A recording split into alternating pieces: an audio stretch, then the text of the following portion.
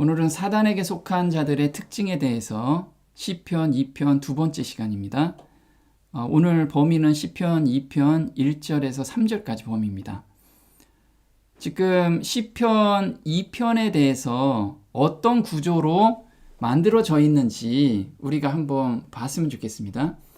먼저 시편 2편 1절에서 3절까지는 핵심 내용이 여호와와 그 기름 받은 자를 대적하며 이 대적한다는 거예요. 그래서 우주의 통치자와 메시아 그리고 남은 자손에게 도전하고 있는 이 땅의 권력자들과 거민들의 모습을 나타내고 있어요.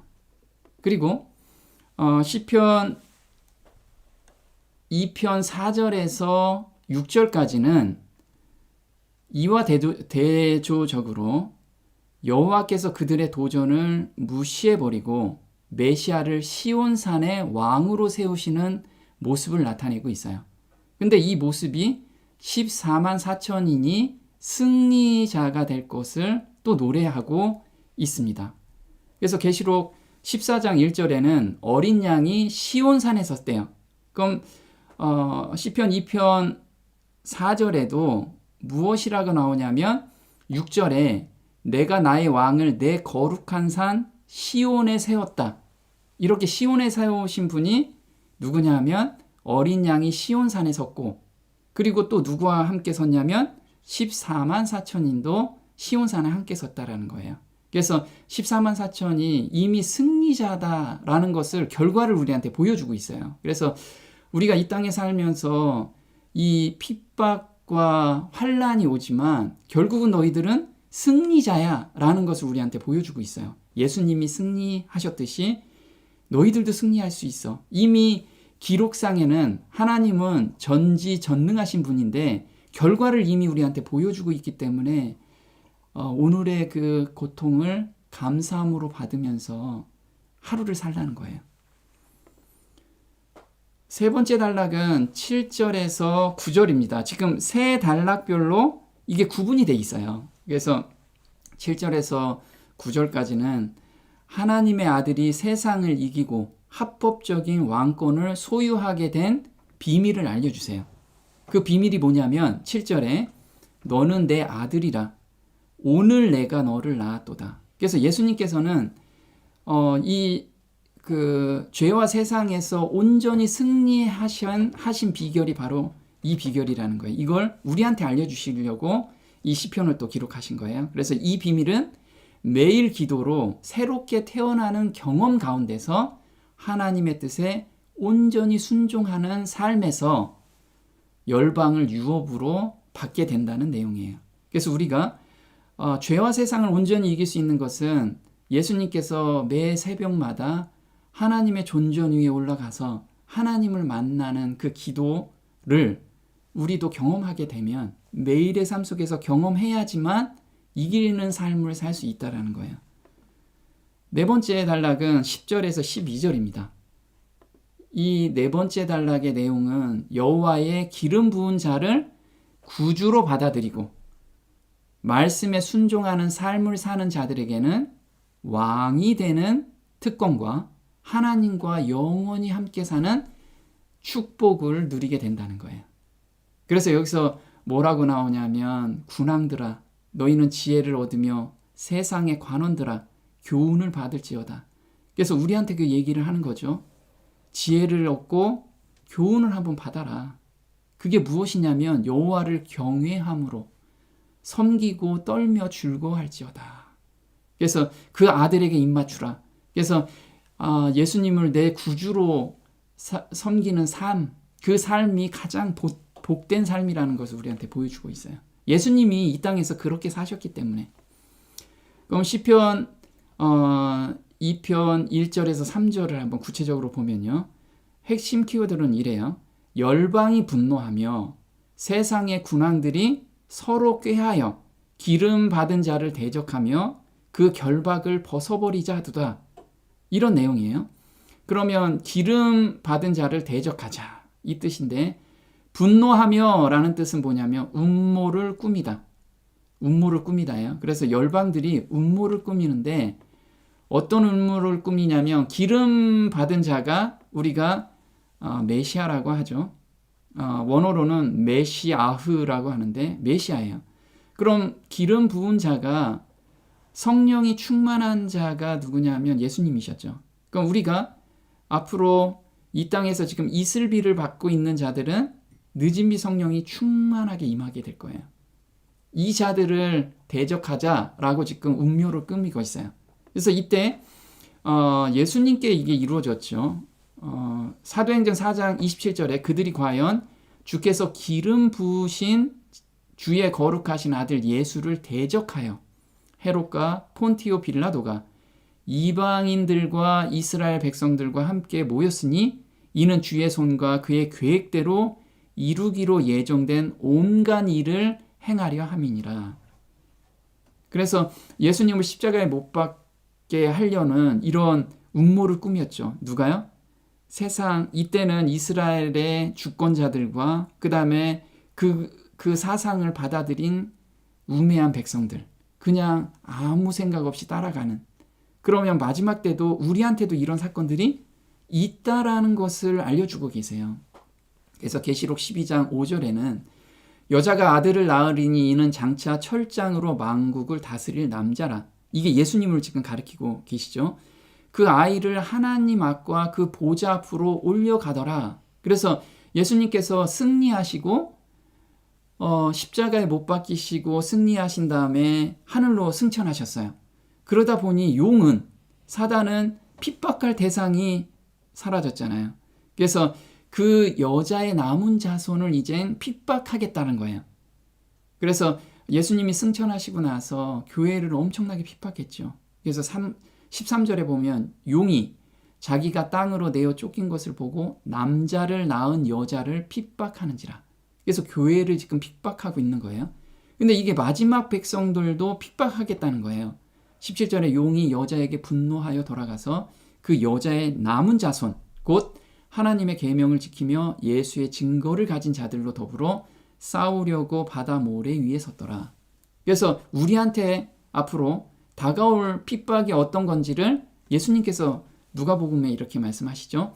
누가복음 21장 12절에 너희에게 손을 대어 박해하며 회당과 옥에 넘겨주며 이 일이 도리어 너희에게 증거가 되리라.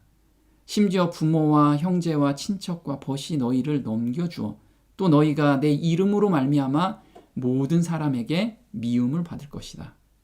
그래서 이때 핍박을 받은 사람들도 이런 핍박을 받았는데 우리한테 곧 다가올 환난 안에서 이런 핍박이 엄청나게 심할 거라는 것을 알려주고 있어요. 자, 그 다음에 세상의 군왕들이 나서며 관원들이 서로 꾀하여, 이 군왕들과 세상의 관원들은 자기도 모르는 사이에 이게 옳다라고 생각하고 지금 행하고 있다라는 거예요. 우리는 이들을 위해서 기도를 해줘야 돼요. 이 사람들을 잡고 있는 자가 누구이냐면요. 바로 사단이라는 거예요. 그래서 세상 권세 잡은 자가 세상의 통치자와 사람들의 생각을 조정하고 있다라는 거죠. 에베소서 2장 2절에는 이 세상 풍속을 쫓고 공중의 권세 잡은 자를 따랐으니 곧 지금 불순종의 아들들 가운데서 역사하는 영이라. 육체의 욕심을 따라 지내며 육체와 마음에 원하는 것을 하여 다른 이들과 같이 본질상 진노의 자녀이었더니. 그래서 본인들의 생각과 사상에서는 이게 옳은 거예요. 그래서 옳은 행동을 이 사람들은 한다고 생각하거든요. 그래서 육체와 마음에 원하는 대로 한다는 것은 넓은 길로 들어가고 있다는 거예요. 인류 전체가 온갖 세속적 마음과 이기주의와 교만과 부정직과 도덕적 타락에 빠져 사망으로 인도하는 길을 가고 있다. 각 사람이 자신의 의견과 노선에 따라 이기적인 마음이 지시하는 대로 무엇이나 할 여지가 있다. 멸망으로 인도하는 길을 가는 데에는 따로 길을 찾을 필요가 없다. 왜냐하면 그 문과 길이 넓어 사망으로 끝나는 길을 향하여 발걸음이 저절로 옮겨지기 때문이다. 그래서 우리가 지금 이 삶에서 나는 너무 평안해요. 나는 어떤 문제도 없어요. 그러면 지금 넓은 길로 가고 있다라는 거예요. 내가 지금 아무 거리낌 없이 그냥 살고 있다라고 하면 넓은 길로 가고 있다는 걸 생각해 봐야 돼요. 그래서 매일 평탄한 가운데 신앙생활을 하고 있다면 넓은 길로 가고 있다는 반증이라는 거예요. 그래서 바울 형제는 나의 자랑을 두고 단언하노니 나는 날마다 죽노라. 그래서 바울 형제는 자랑을 한대요. 무엇을? 내적 싸움을 매일같이 하면서 내가 자아가 죽는 것을 매일같이 경험하고 있다는 거예요. 이걸 자랑한다는 거예요. 바울은 그리스도인의 생애란 걸어가는 매 걸음마다 자기를 부정해야만 하는 것임을 잘 알았다. 그래서 나는 그런 거 없이 그냥 항상 행복해요. 그러면 지금 넓은 길로 가고 있다. 빨리 돌아서야 돼요. 자, 세상에 빠져 있다는 증거는 죄가 보이지 않는 것. 지금 보면 거울이 흐리게 보이죠. 흐리게 보이니까 마냥 행복해요. 그냥 내 뜻대로 그냥 사는 그 모습이 별로 문제가 없다라는 거예요. 야고보서 1장 23절에 누구든지 도를 행하지 아니하면 그는 거울로 자기의 얼굴을 보는 사람과 같으니 제 자신을 보고 가서 그 모양이 어떠한 것을 곧 잃어버리거니와 자유하게 하는 온전한 율법을 들여다보고 있는 자는 듣고 잊어버리는 자가 아니요 실행하는 자니 이 사람이 그 행하는 일에 복을 받으리라. 지금 거울로 자기 얼굴을 보고 잃어버리는 자가 뭐냐면 말씀은 듣는데 행하지를 않아요. 순종하는 마음이 없이 말씀은 말씀, 삶은 따로 산다는 거예요. 그러니까 문제가 전혀 없어. 만약에 말씀을 내가 듣고 순종하려고 하면 그동안의 잿된 품성으로 형성된 그런 습관들이 항상 싸움을 하고 있다는 거예요. 이건 언제까지요? 우리가 정말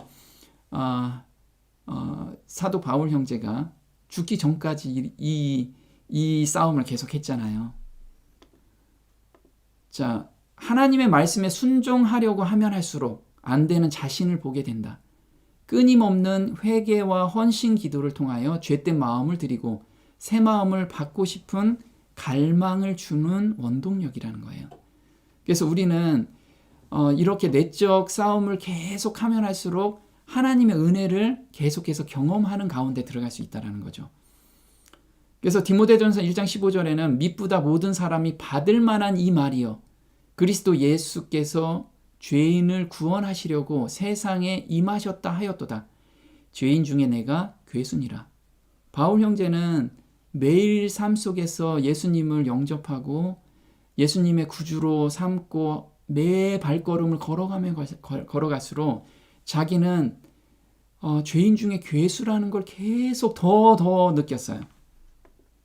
그래서 우리가 예수님께 가까이 나아가면 갈수록 또한 그분의 품성에 순결함을 더욱 분명하게 인식하면 할수록 우리의 죄가 심히 가중함을 더욱더 깨달을 것이며 자신을 높이고자 하는 마음은 더욱더 사라질 것이다. 그래서 하나님께서는 이 가운데 우리를 허락하신 것은 이 경험 가운데 허락하신 것은 내가 죄인 중에 괴수라는 걸 느끼면 느낄수록 내 자아가 정말 온전히 없어지는 것을 경험하게 해주시기 위함이라는 거예요. 사람들은 맨 것을 끊고 그 결박을 벗어버리자 우리가 이런 삶을 지금 살고 있지 않느냐. 말씀은 들어오는데 나는 생활의 개혁에 전혀 어떤 변화가 없다라고 하면 내 삶대로 그냥 사는 거예요. 하나님 그 말씀 너무 귀찮아요. 하나님 그거 너무 무거워요. 이렇게 생각하면서 내 멋대로 산다는 거예요. 이게 지금 악인 가운데 있다라는 거죠. 자, 시편 1편과 연관해서 생각해 보면 복 있는 사람과 반대로 삶을 살아보자 라는 뜻이에요, 이게. 그래서 하나님의 율법에서 벗어나 내 맘대로 자유롭게 한번 살아보자. 이게 악인이죠. 그래서 시편 1편 1절에 복 있는 사람은 악인의 꾀를 쫓지 아니하며 죄인의 길에 서지 아니하며 이렇게 나오는데 악인들은 어떤 생각이냐면 내가 악인의 꾀를 한번 쫓아보자. 죄인의 길에 서보자. 오만한 자의 자리에 앉자. 이걸 다짐하지 않아도 말씀을 멀리하면 우리는 자연스럽게 이 길을 걷고 있다라는 거예요. 그래서 성경을 읽지도 묵상하지도 말자. 그래서 우리가 스스로 성경을 공부하지 않는 사람은 다 악인의 자리에 지금 서 있고 그 길로 걸어가고 있다라는 것이죠.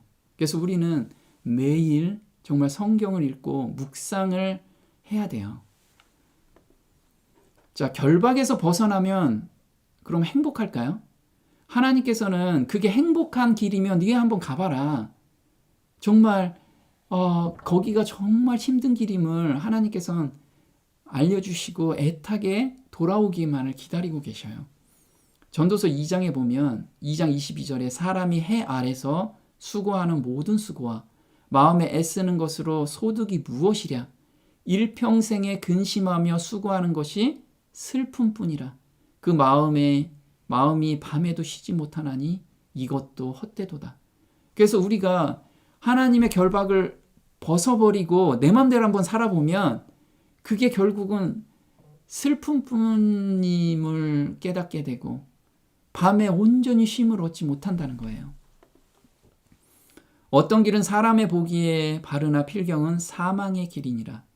웃을 때에도 마음에 슬픔이 있고 즐거움의 끝에도 근심이 있느니라. 그래서 우리가 정말 하나님이 주는 근심이 있고요. 그거는 죄를 정결케 해주시는 그런 근심이에요. 근데 세상이 주는 근심은 정말 뼈를 삭게 하는 근심이라는 거예요. 그 근심을 누구한테 드려요? 예수님께 드려야 돼요. 빨리 드리고 의지해야 된다는 거죠. 사람의 보기에 좋다라는 것은 사망의 길은 맹목적으로 혹은 무분별하게 들어가는 길이 아니다. 그렇죠? 우린 자수성가한 사람들, 세상에서 성공한 사람들은 자기의 논리에 맞춰서 자기 신념대로 삶을 살아요. 이게 옳다라고 생각하고 살거든요.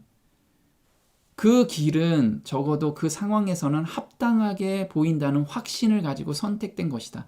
많은 사람은 하나님이 요구하시는 것을 자신이 임의로 변경해도 받아들여질 것이라고 스스로를 설득해 왔지만 그들은 다만 모든 것을 잃어버렸다는 것을 발견할 것이다. 그래서 하나님의 눈높이로 신앙생활을 해야 되는데 내 눈높이로 하나님을 맞춰요. 그래서 이 정도 하면은 될 거야. 이거는 우리가 신념 가운데 신앙생활을 하고 있다라는 거예요. 하나님 말씀에 순종하는 삶이 괴롭고 그럼 힘든 일인가? 이것도 한번 생각해 보자는 거예요. 하나님 정말 이거 순종하기 너무 힘들어요. 이 말씀은 너무 힘들어요. 그런데 이게 정말 괴로운 길이냐 이거죠. 우리가 경험 가운데서 알 수 있는 것이 그 힘듦에서 하나님을 발견하게 돼서 정말 세상이 줄 수 없는 기쁨을 맛보게 되잖아요. 잠언 3장 17절에 그 길은 즐거운 길이요 그 첩경은 다 평강이라.